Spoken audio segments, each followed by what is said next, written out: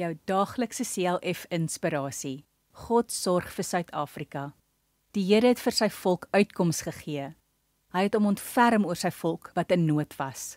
Jesaja 49 vers 13.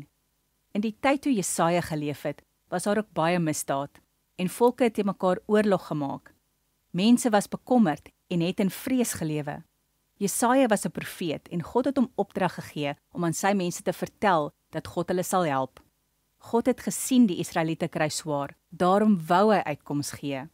Maar dan moes God se kinders eers weer leer om gehoorsaam te lewe. Vandag gaan dit ook in ons land so. Daar is baie misdaad, bedrog en mense wat vermoor. As God dan die Israeliete van daardie tyd gehelp het, sal hy vir ons in hierdie land ook help. God bly altyd dieselfde. As ons maar net na hom toe terugkeer. Elkeen in hierdie land wat God se kind is, moet bid dat die Heilige Gees mense se harte sal verander. As elkeen, ook die leiers van ons land, na God terugdraai, sal hy ook vir ons vrede en voorspoed gee. Kom ons bid saam.